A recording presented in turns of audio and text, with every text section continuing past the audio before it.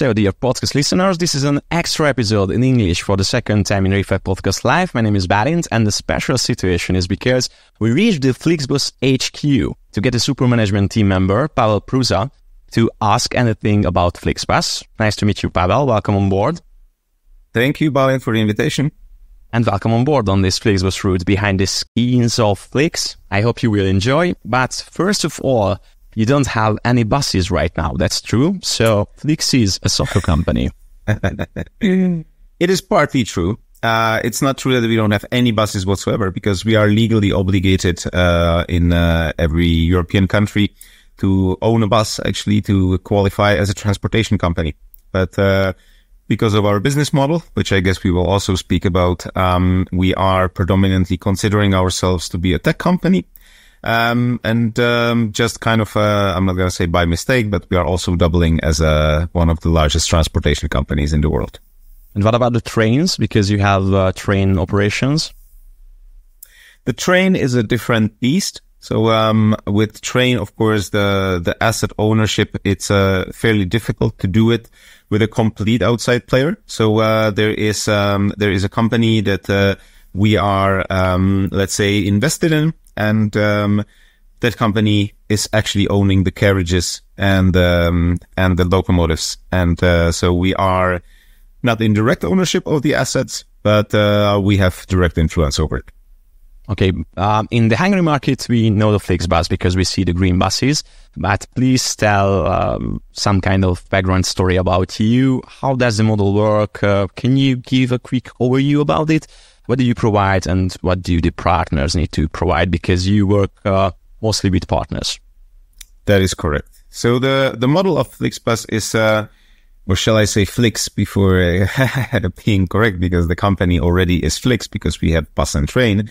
But because for, of course, the customer, we are known as FlixBus. So the model is such that the customer actually shouldn't have any recognition of the fact that we do not own the buses, because the operation should be unified across all operators, across all regions. So there are very strict standards of quality, very strict standards of what the bus age should be, what the bus should look like. But essentially, on our side, we do everything besides actually running the bus. So we do the network planning, which is probably the most fun part of everything. We do the marketing side, where I think it is also one of our core strengths. And we take care of everything that is, let's say, behind the scenes. So I've mentioned authorizations already before. So when we apply for a new line, for example, that just means sending a lot of documents to a lot of ministries around the world.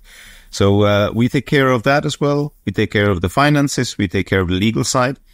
And for actually running the buses, so when a line is planned, we approach either a partner that already is with us, or we have partners that are interested in working for us, or we ourselves have somebody that we approach, and we make an agreement where essentially a partner puts their bus and their drivers on a line according to our planning, and the bus gets foiled in fully green, the drivers get trained, and then the line can get started. And overall, in Europe, I can say that we have a couple of hundreds of bus partners. They're mostly small to medium companies, very frequently family-owned. Nice. And how did you enter the industry? So tell me your story, because you're still young, but over 8 years at Flix.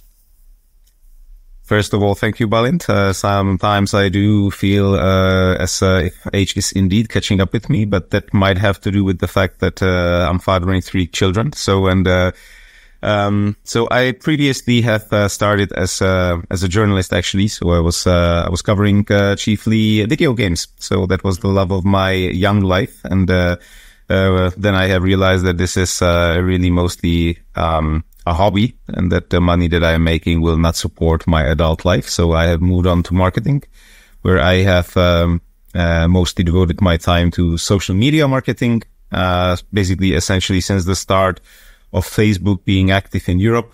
And then in 2015, I have made my move to a leadership position, where I have firstly functioned as a country manager for BlaBlaCar in, again, Slovakia, Czechia, and Hungary.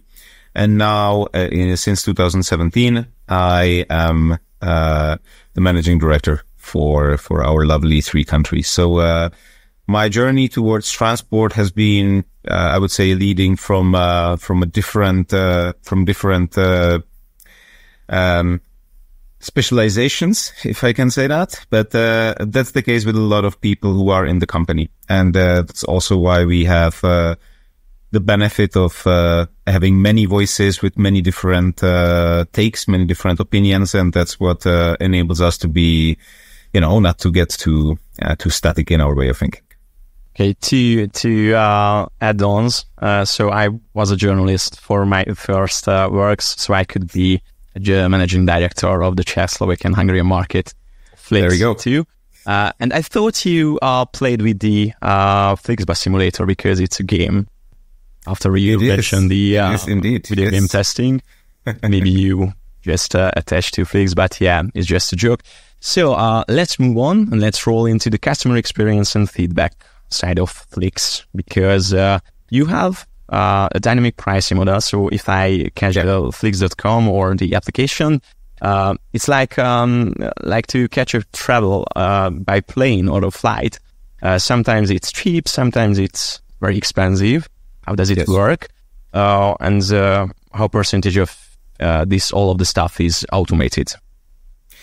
I would say that our dynamic pricing model is actually one of the, if I can say, like crowning jewels of what Flix is built upon. So it's part of the platform that we have unified across all regions.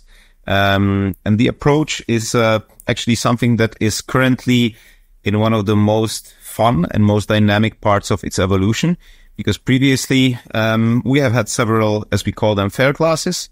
So we have had fare classes in the number of 7 or 8, and essentially the way that it's set up, as you have said, it's very similar to how the airlines do it. And we have been one of the pioneers of dynamic pricing in the bus industry. And I think that it's fairly simple on the surface. So it's decided by time from departure and by the fill-up rate of the bus. So, for example, if you open a departure that is super popular, it doesn't matter so much if you book so much ahead of time, because it's just gonna get full either way.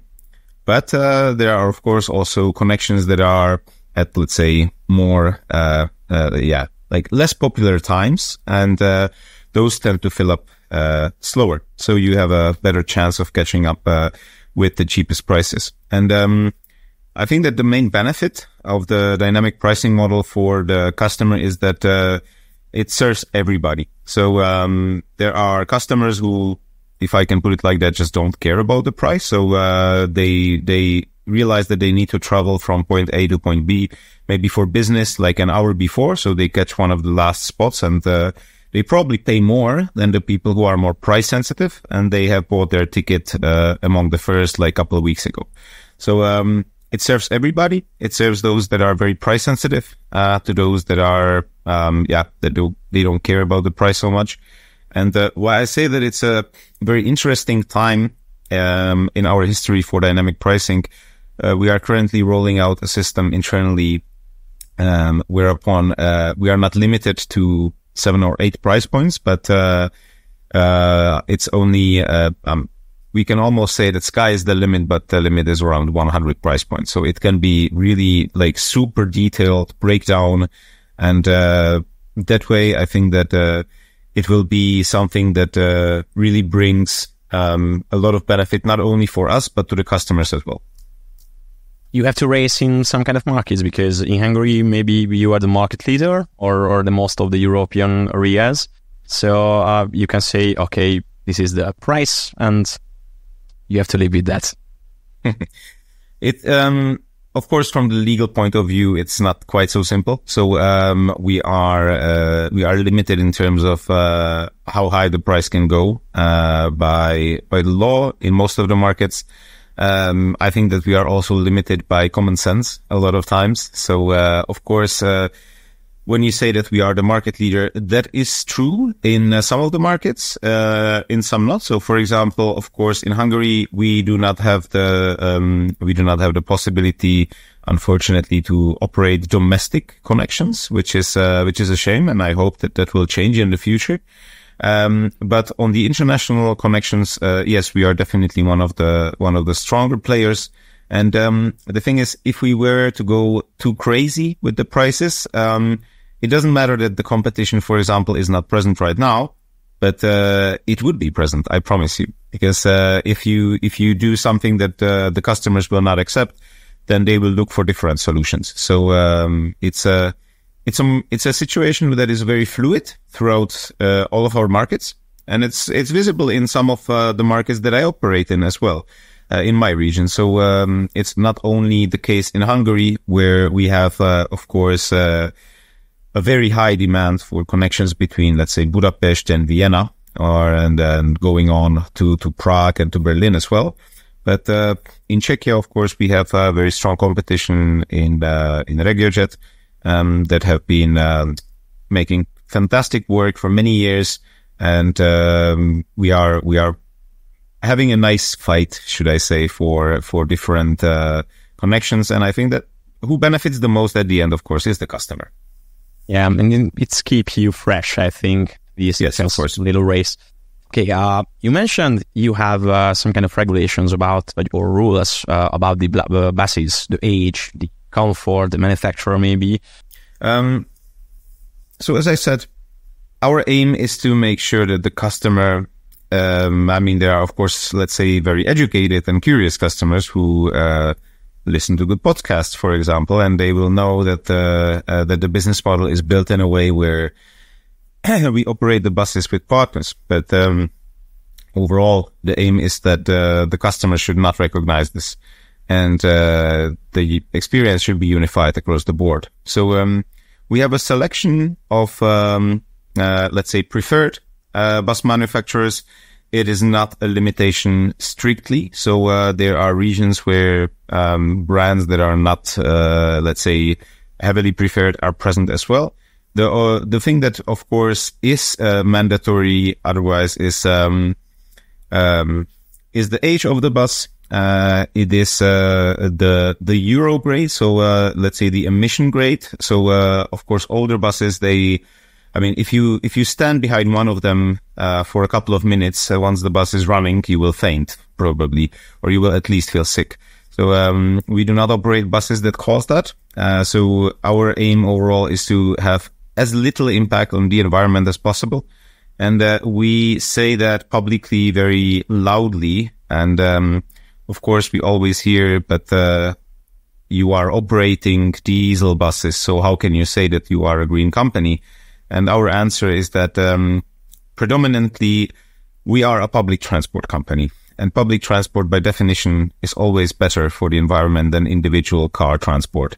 And if you compare the emissions that newer buses put into the air as opposed to older buses, the difference is really dramatic.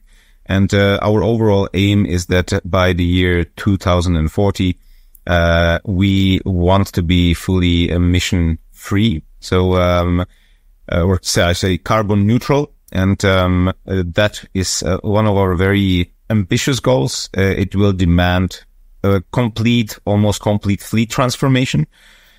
So the input of new alternative drives such as biogas or electric bus or LNG. And so the current setup in terms of the limitations for the bus, it's fairly strict in terms of what the bus needs to do. But it's not, put in a way where we say it needs to be, let's say, a Mercedes or a Scania, or it's really about like what the age of the bus is, what the Euro level is, and then of course it's the inside of the bus, so how the seat pitch looks like and so on, so that when you sit down, you have just the exact amount of legroom, for example, that you have in other FlixBuses as well. What's the experience about the biogas buses or the electric stuff? Because there is a lot of rumors and the fight about in the transport companies and between the transport companies and the public eye. about the electric buses emission and, of course, the availability, because kilometer range is so much less than all the buses.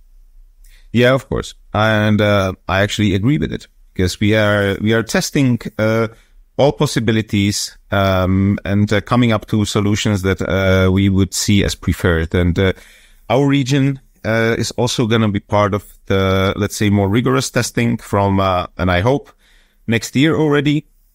And of course, it's really dependent also on the infrastructure. So it's much easier to say, okay, we will operate LNG buses, but it's a completely different story when you need to make sure that the buses will have a place to refuel along the route, for example. So it's a really complex topic for us.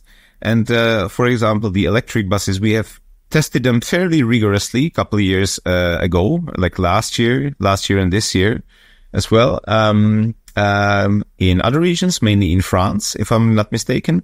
And it is something that is very interesting and very curious for the customers, because, I mean, it's an electric bus, so it's fairly cool. It's new. It looks different. It sounds different, or it doesn't sound at all, should I say. But yeah, of course, there are limitations as far as the range goes, and the buses are more prone to breakdowns, and it's just not something that is as reliable as we would like it to be for the time being. So there are some favorites in our eyes. Mainly it's the biogas option or maybe the LNG option.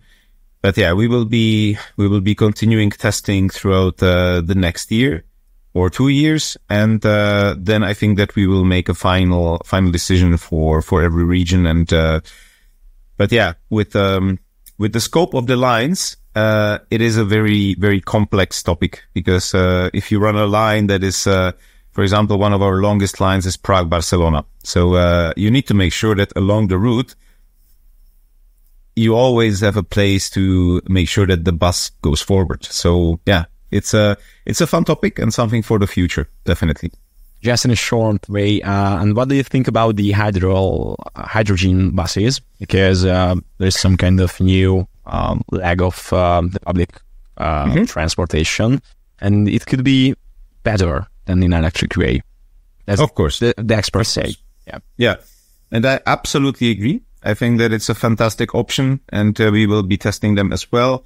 It is actually, from a purely technological point of view, the solution that I would prefer. Again, here we enter the topic of infrastructure limitations. So I think that for hydrogen buses, probably the easier way forward for a while will be to be deployed on shorter routes, maybe in cities or by national operators for connecting domestic connections, where you have more control over the infrastructure and it is not as complex.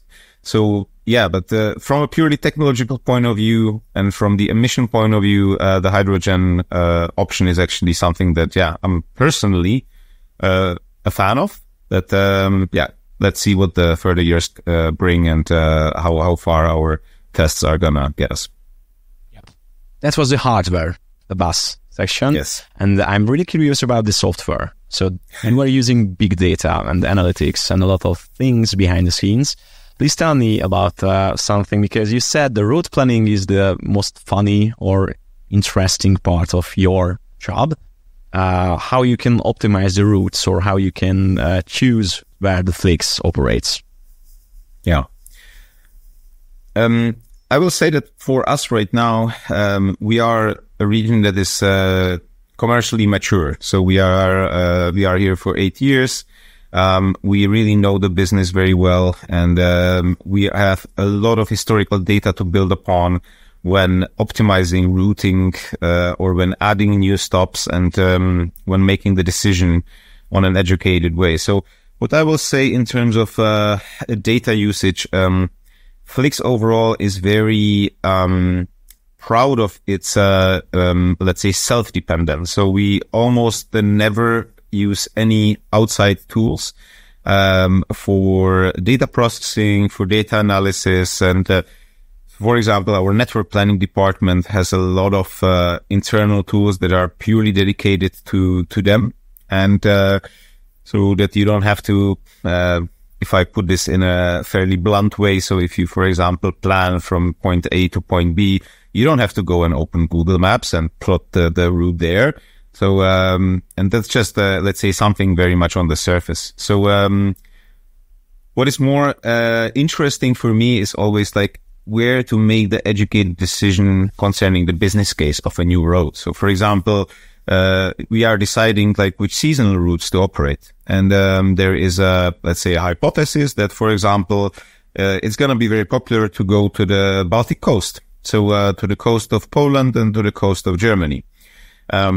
So we look at historical data of how high the demand was previously, what the trend lines are, what can we expect, and there it's a cross section between market knowledge and past data. So we have the possibility to build a business case that will essentially tell us, is the line going to be profitable or not, and in how much time?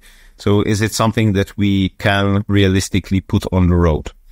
And sorry, this is something that I think to this level of detail, it's something that we definitely have pioneered in the bus industry, because I have never seen anything like it in this level of detail when I speak with colleagues from other transport companies. There, it's much more oriented by gut feeling and less by data, and that sometimes shows because when you just say, of course, it's gonna be popular, for example, with the Sziget Festival.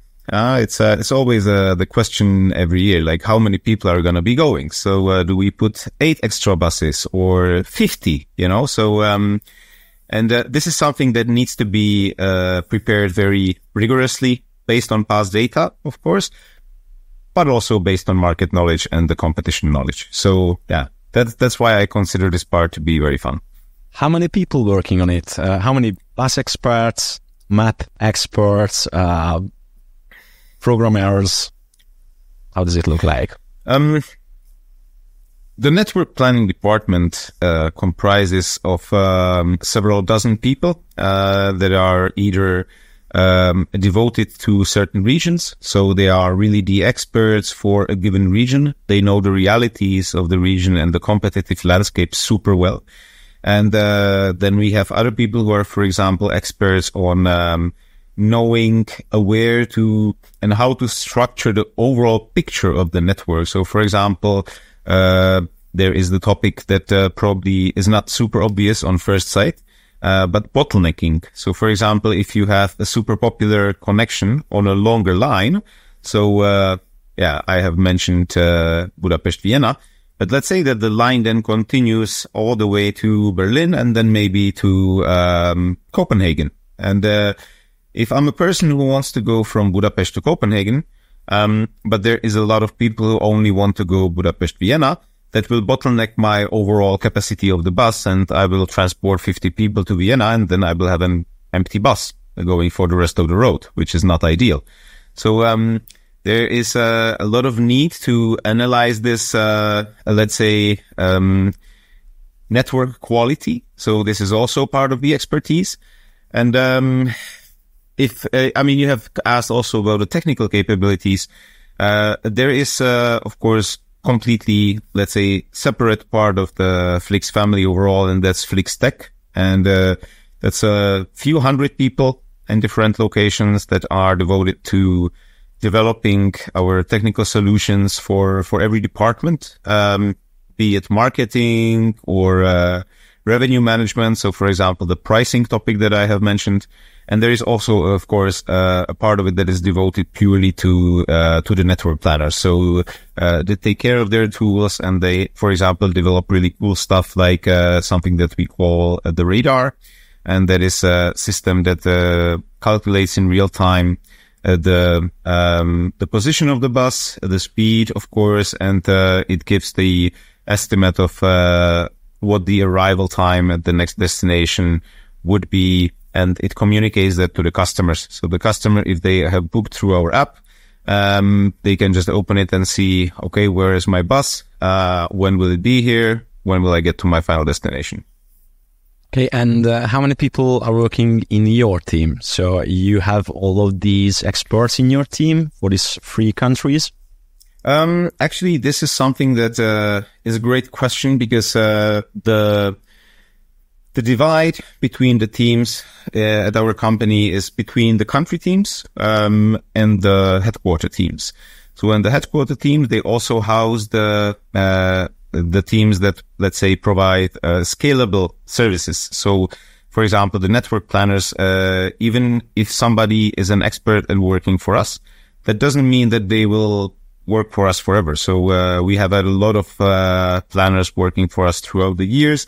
And then they go, for example, to work for a different region when they feel like they want to learn something new. So one of my former colleagues is now head of planning for the US.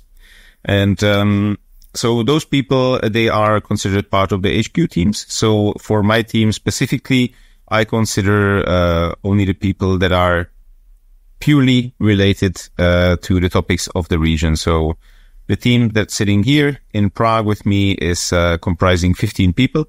And then we also have 2 shops in Czechia at Prague and Brno stations. And of course, there are also people in our Hungarian team. Those mostly deal also with topics for the HQ. So there are marketing experts that provide services for other regions too, and that team is currently around 10 people.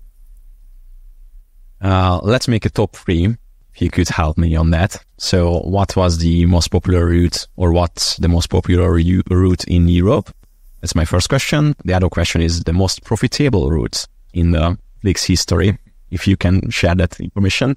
And the biggest mistake in the past, because you had a lot of data, okay, but sometimes the realness is coming and something other happened. When you ask about the most popular route, of course, that is something that changes through time. But if I can speak to my region, it's super obvious, for example, how the train influences the consideration of customers. So, for example, the routing between Prague and Brno, the 2 biggest Czech cities, it's a route that was traditionally taken by train. And then the bus was a second option, because the bus is it used to be like 15 minutes slower than the train. And even though on the train you couldn't really have a proper work call, for example, because the cellular signal was super spotty, still it was it was just the thing you did. And then there was a very long outage at one part of the train sector, and the delays were around 30 to 45 minutes. And people realized that it might make sense to travel by bus. And this was a few years back. And even though the construction works, of course, are gone now, people are just now used to travel by bus. So it's very interesting how this changes through time. Concerning your second question of profitability, this goes hand in hand with popularity as well, of course. So if I look at the European landscape, the routing that I have actually mentioned already a few times, and that is I call it like the old Habsburg route. So the Budapest, Vienna, Prague, Berlin. It's a route that is extremely popular. It serves many purposes. It serves tourists. It serves business travelers. It serves everybody. So this is a part of our offer that is always gonna be one of the best, and I'm very happy that we are able to operate it. And of course, it's not always operated in this full routing. So of course, we have, for example, only connections between, let's say, Bratislava and Vienna, extremely popular for business travelers. There's daily many hundreds of people traveling, and Budapest, Vienna as well. So that part of our region is extremely popular. And asking about the mistake, I've actually kind of alluded to it already once. So we are always learning, of course, and learning doesn't come without mistakes. So a few years back, I have mentioned the Sziget Festival, and based on past year's data, we have estimated that the demand would skyrocket, based on also the educated guess about the lineup at the festival that year. And we have been a little bit too ambitious with the extra buses put on road. And we have learned the hard way that we should probably not plan this too much ahead, but rather learn to be reactive and have a system in place how to put extra buses on the road once the demand is proven.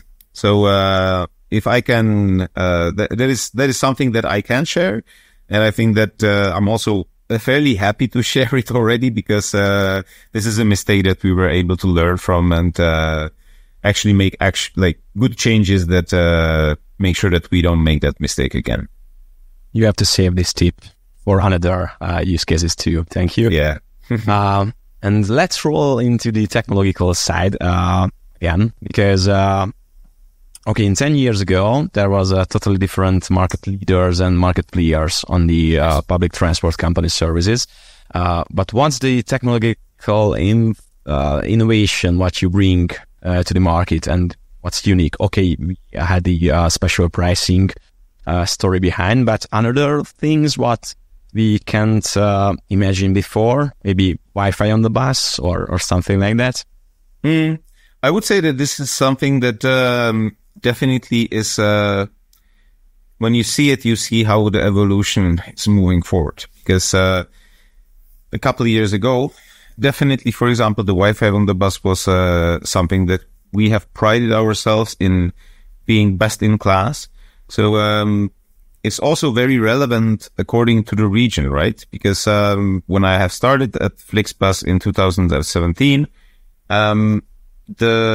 the standard of use of the Wi-Fi in the bus, it was very different across different countries. So, for example, in Germany, you had a package of, 200 megabytes per session, and the speed was severely limited. So it was really mostly for checking emails, nothing more. And then in Czechia, we were just entering the market and offering domestic connections, for example. So when we were entering a very, very hard competitive fight. So we have actually used the Wi-Fi as one of our key differentiating factors, because we have not limited the speed. We had full LTE speed and no data limitation, just some FUP after using up 1 or 2 gigabytes, so that we wouldn't end up paying more than we make from the fare to the mobile operators. But that has actually worked out really well. And people have really appreciated it. By now, the situation, of course, is changing a little bit, with more and more operators offering unlimited data packages. So people are more reliant on their own data sources right now. But as far as technological innovations go, I would also say that, for example, the radar feature, or something that for the customer is just called "Where's my bus?" It's really like a game changer, a complete game changer, because a couple of years back that was unthinkable to have a knowledge of if you're waiting for a bus and not know, like, if it's 5 minutes late, or if it is stuck in traffic in a different city still. So this is definitely a game changer. And also just the app overall, and the functionality to, for example, direct you to your platform, which is something where, like, if you have ever ridden from a big transport hub, especially in a different city, it's very chaotic, very confusing, and it can be overwhelming to somebody who is there for the first time. So the ability to be directed to a place where you need to go to get on the bus, it's also something that brings really, really a comfort change for the customer. So, and I mean, I know that you have mentioned that I have talked about it already, but I would say that the dynamic pricing model, of course, it also means that we sometimes do have fairly high prices on very popular routes, but it's also something that enables us to offer genuinely, like, cheapest possible prices as long as people book ahead. So when this is only possible to the way that the pricing is done, because if we had static pricing and we would be reliant on just knowing that everybody pays the same regardless of time or fill-up rate, then that would mean that we would not be able to offer tickets to those who, for example, just can't afford the average price.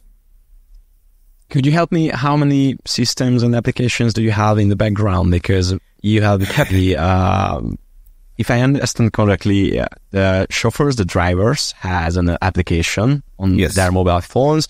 They check their tickets, and of course they have the GPS, the navigation, where to stop, and I think the GPS connected with that too for the other customers. Yeah. The other side of the application is where I can buy my ticket, but maybe you have an enterprise management system or something like that in the background, and somehow you have to train your drivers or push new informations for that. So how many systems and applications?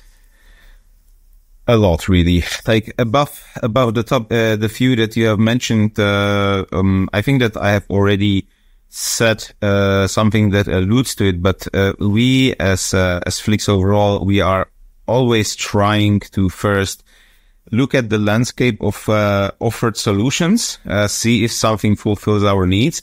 And most of the time we maybe tried for a while, but then we built our own solution. So, and that's true for the pricing model. That's true for all the planning tools in the network planning section. And just for the network planners, I think there's about 10 different tools that they use that are always evolving. We also, of course, have solutions that are monitoring the competitive landscape. That's also part of the pricing tech stack, if I can call it that.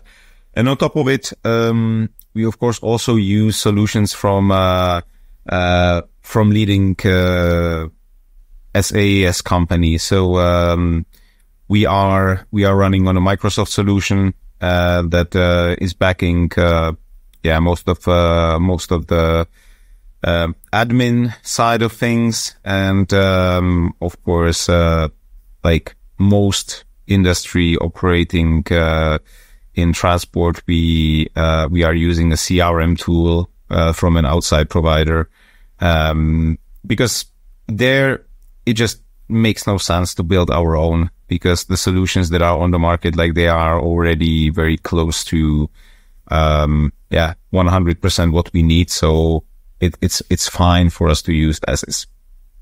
Okay, so let's check the next years. So what's your future developments or technological innovations for the FlixBus and the Flix brand planning for the coming years? You can tell us something about, if you can. I would say that from a technological point of view, it's probably more now to do with the hardware part rather than the software part. Because when we are speaking about the alternative drives, we are not just, let's say, passive consumers of it. We are actually working closely with several companies, mostly in Germany, which is part of, this is mainly caused by the fact that Flix is originally a German company. We are still headquartered in Germany, and we are working with several companies that are developing alternate drives. And we are having direct influence on what the deciding factor should be on what the development of let's say LNG drives or hydrogen drives will look like. So I think that our role there is a little bit in the background. It's a little bit behind the scenes, but I think that this is actually a point where even when I look at it, I realize, okay, Flix is actually really like one of the key global players, because we are actually influencing the future of mobility in a direct way. So I think that's actually very cool.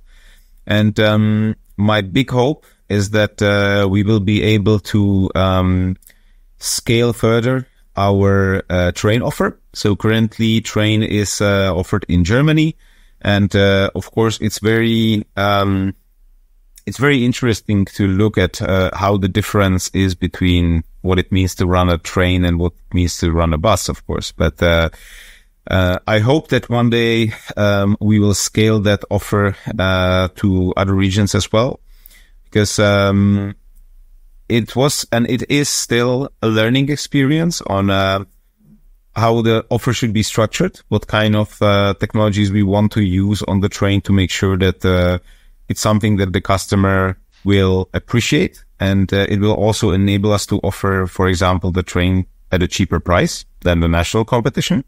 So yeah, this is a very interesting part of our job as well, but frankly speaking, unfortunately, not something that I can be directly involved in. But for the alternate drives, for example, I'm always very happy to pitch the Hungarian, Czech, and Slovak regions as really one of the key testing grounds that we have for the alternate drives, and it's very well understood also among the bus partners, because they need to be invested in this as well, because it means additional costs put onto them, but it's also something that puts a major, let's say, sticker of recognition and pride on them, because you really are a true innovator in mobility. So is it worth working with you or them? Oh, absolutely. Okay. No, I mean, jokes aside, at the time when I'm still at the company, so that's 8 years now, we never had a bus partner leave. So, and I'm very proud of that. And we have excellent relations with our partners, and we're happy to work with them, and they are happy to work with us. It's a cool quote. Yeah. What's the question what the journalist never asks you, but you would like to answer it? That's my next question. So there's a focus point on this Friday afternoon when we record this session. Nice. Very nice. So frankly speaking, the question that I barely ever get asked is, why do you work in transport? Because like previously you did so many different things. And, I mean, I was doing cutting edge marketing stuff, you know, in 2009. And, yeah, I mean, it's pretty cool to say, yeah, you are the first to, let's say, do a Facebook app in Central Europe. But there comes a time when, and I'm not trying to be too philosophical, but when you question, like, what does your work matter to humanity and to others? And I have to say that I tend to, by my personality, be rather always searching for something new. I try not to get too static. But I'm at Flix for 8 years now. So that means that, yeah, the job offers me, besides constant new opportunities, also a sense of meaning, because the possibility to give people the option to travel in a different way, the option for them to move from A to B, it's one of the core human needs, really. And you realize that, like, because everybody goes from place to place. Sometimes, you know, be it for family reasons or for tourism or just to take a trip. And that's something extremely fulfilling to me. So if anybody from the audience is considering if a career in transport is something that can give your work life a sense of meaning, my answer is yes, definitely. You totally sparked the interest. So how we can join into the Flix family? I know you have a career side, of course, but who the people who are you focusing to get them into the Flix family? So, yeah, firstly, you don't have to have a transport-related education. If you do, that's fantastic, and there are surely those there that will benefit from that very much. But there is, let's say, a background of a lot of the senior people here based in consultancy firms. So we appreciate well-rounded people who are curious about the world and that are eager to learn new things constantly.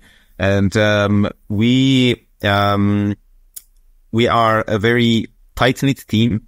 So this is not a corporate environment at all, even though Flix overall is already a fairly big company. And it's currently a very nice time to look at the roles that are supporting global teams, for example. So the roles that are currently in my team in Budapest, as mentioned, they are supporting a multitude of regions. And I think that this, by definition, is super good to have, because you are not stuck in your way of thinking, you know, about just one specific area. So yeah, check the career page. There's always something cool there. Not too many openings in Prague or Budapest currently, I'm afraid, because those are extremely popular destinations. So people don't tend to leave once they're here. But I think that it's a place where let's say fresh graduates, for example, can really learn a lot in a super short time. But also, if you are a seasoned expert in a, let's say, tech field, I think that we are one of the cooler tech companies to work at. Thank you very much for sharing these secrets and allow us to get to know you better. Pavel Prouza, Managing Director of the Czech, Slovakian and Hungarian market of Flix.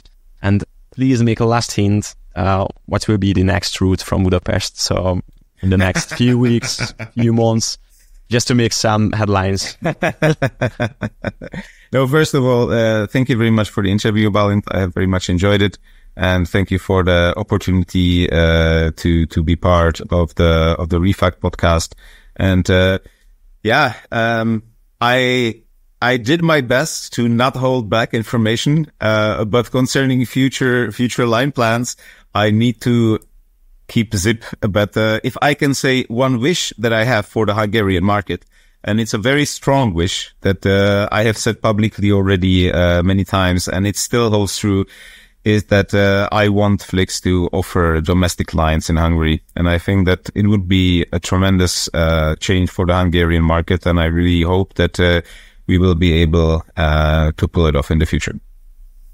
Thank you very much, Pavel, again. And have a nice weekend, have a nice routes and offers for the next few years. Thank you very much.